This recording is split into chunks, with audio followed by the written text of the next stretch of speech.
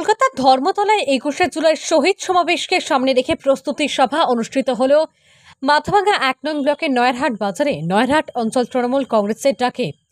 আর সেই প্রস্তুতি সভা মঞ্চ থেকে নয়ারহাট অঞ্চলের বিভিন্ন বুথ থেকে বিজেপির বুথ সভাপতি শক্তি প্রমুখ সহ প্রায় শতাধিক বিজেপির কর্মী তৃণমূলে যোগদান করেন।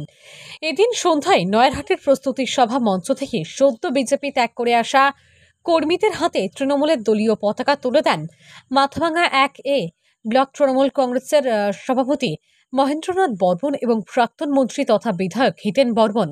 এদিনের এই সভা থেকে বিজেপির অপশাসন ও ধর্মীয় সুশ্রী দিয়ে রাজনীতি করার বিরোধিতা করে বিজেপিকে একহাত নেন তৃণমূল নেতারা এবং নরেন্দ্র মোদীর গদি ৫ বছর টেকবে না বলেও হুঁশিয়ারি দেন তারা। যোগদানের বিষয়টি নিয়ে সাংবাদিকদের মুখোমুখি হয়ে মাথাভাঙ্গা ১ ব্লক তৃণমূল কংগ্রেসের সভাপতি মহেন্দ্রনাথ বর্মন বলেন, সাধারণ মানুষ বুঝতে পেরেছে বিজেপির স্থায়িত্ব নেই, তাই দলে দলে মানুষ বিজেপি ছেড়ে তৃণমূলে যোগদান করছেন। আজকেও নয়ারহাট থেকে প্রায় শতাধিক নেতাকর্মী বিজেপি থেকে তৃণমূলে যোগদান করলেন। প্রসঙ্গত উল্লেখ্য, লোকসভা নির্বাচনের ফলাফল ঘোষণার পরই তৃণমূলে যোগদান করেছিলেন বিজেপি পরিচালিত নয়ারহাট গ্রাম পঞ্চায়েত প্রধান মাম্পি বর্মন ও মাথাভাঙ্গা ১ পঞ্চায়েত সমিতির বিরোধী দলনেতা হেমন্ত বর্মন। আজ ফের তার পুনরাবৃত্তি ঘটল নয়ারহাটে। আজকের এই সভায় উপস্থিত ছিলেন মাথাভাঙ্গা ১ নং পঞ্চায়েত সমিতির সভাপতি রাজিবুল হাসান, শ্রমিক তৃণমূল কংগ্রেসের ব্লক সভাপতি মজিরুল হোসেন সহ বিভিন্ন শাখা সংগঠনের নেতা ও দলীয় কর্মী সমর্থকরা। কোনোভাবে কোনো জায়গায় পুনরুজ্জীবিত করার চেষ্টা করবেন না, তাহলে দলীয়ভাবে দল সবার উপর নজর রাখছে।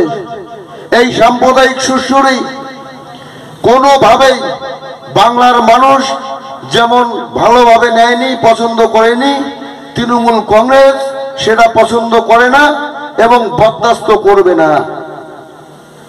আজকে যদি আমাদেরও কোনো নেতা ভারতীয় জনতা পার্টির কোনো নেতার মতন দায়িত্ব নেন, আমি অনুরোধ করব যে আপনি ভুল প্ল্যাটফর্মে আছেন। এই প্ল্যাটফর্মে থাকতে গেলে আপনাকে সাম্প্রদায়িকতার ঊর্ধ্বে উঠে মানুষ হয়ে মানুষের জন্য কাজ করতে হবে। আপনারা অনেকেই ক্লান্ত, সুতরাং আপনাদের এই ক্লান্ত শরীরে বেশি সময় আজকে নেওয়ার মতন বিষয় নেই। ২১শে জুলাই সম্পর্কে হিতেন বাবুর মুখ থেকে আমরা সবাই শুনব। আর দ্বিতীয়ত যে বিষয়, আজকে এখানে ভারতীয় জনতা পার্টি থেকে অনেকেই যোগদান করবেন এবং আগামী দিন আরো অনেকেই আছেন যারা ভারতীয় জনতা পার্টি থেকে আমাদের দলে যোগদান করার জন্য তাদের আবেদনপত্র জমা করেছেন। আমাদের দল এমন সার্বিক স্বার্থের জন্যই উনি উন্নয়নের ধারা অব্যাহত রাখতেই আমাদের দলে উনি স্বেচ্ছায় যোগদান করেছেন। এজন্য ওনাকে অসংখ্য ধন্যবাদ এবং তৎসঙ্গে যাতে উন্নয়নের ধারা বজায় থাকে, সার্বিকভাবে সবার কাছে এতটুকু আশা রাখবো আপনারা সার্বিক সহযোগিতা করবেন। আজকে আমাদের এই প্রস্তুতি সভা ২১শে জুলাই যে আমাদের শহীদ স্মরণে যে সভা, আজকে মূলত নয়ারহাট অঞ্চল তৃণমূল কংগ্রেসের ডাকে এখানে ২১শে জুলাই কলকাতার ধর্মতলায় শহীদ সমাবেশকে সফল করার জন্য প্রস্তুতি সভা ছিল।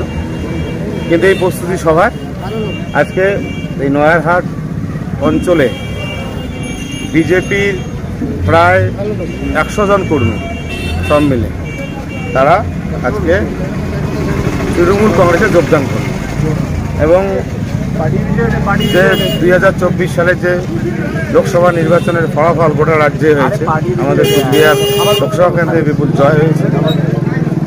তাতে এটা প্রমাণিত হয়েছে যে আগামী দিন তৃণমূল কংগ্রেস ছাড়া পশ্চিমবাংলায় আর কোনো বিকল্প রাজনৈতিক দল মাথা তুলে দাঁড়াতে পারবে না এবং এই উপলব্ধি সমস্ত মানুষের হয়েছে। বিরোধী যারা করতে এতদিন যারা শুভ বুদ্ধি সম্পন্ন আছে তারা দলে দলে যোগদান করছে, তারই প্রতিফলন। আর আগামী দিন একজনও বিজেপির পক্ষে থাকবে না, সব তৃণমূল কংগ্রেস চলে আসবে।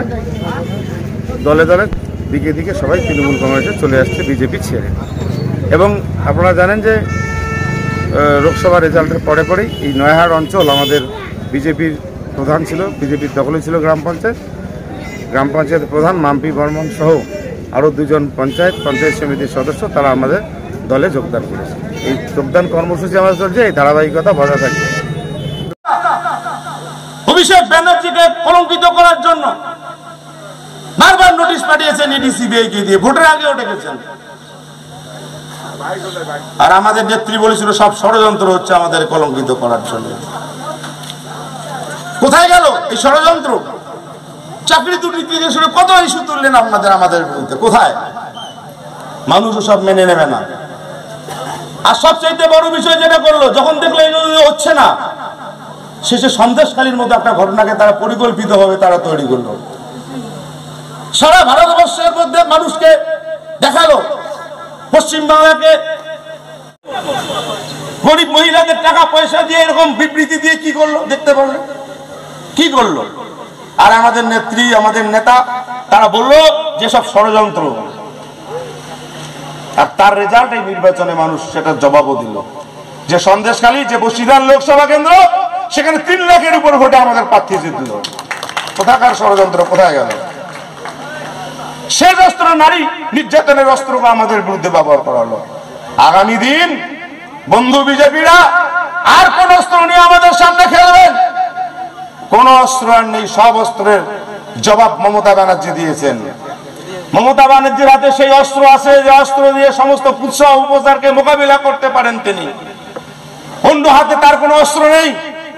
মমতা ব্যানার্জির হাতে অস্ত্র, তৃণমূল কংগ্রেসের হাতে অস্ত্র একটাই, জনগণ, মানুষ। আমাদের দল এই পথে। আপনি কি নিজের জন্য কিংবা পরিবারের সদস্যদের জন্য ভালো সেলুন খুঁজছেন? তাহলে আর দেরি কিসের? আজই চলে আসুন আমাদের প্রতিষ্ঠানে। উন্নত মানের পরিষেবা পৌঁছে দিতে মাথাভাঙা শহরে এই প্রথম হাজির উন্নত মানের salon translate professional, the ultimate salon destination for ladies and gents. আমাদের এখানে যত্ন সহকারে ছেলেদের হেয়ার কাট, মেয়েদের হেয়ার কাট সহ পার্লারের সমস্ত ধরনের কাজ করা হয়ে থাকে। Special service, hair straightening, hair smoothing, keratin, botox, facial অতি যত্ন সহকারে করা হয়।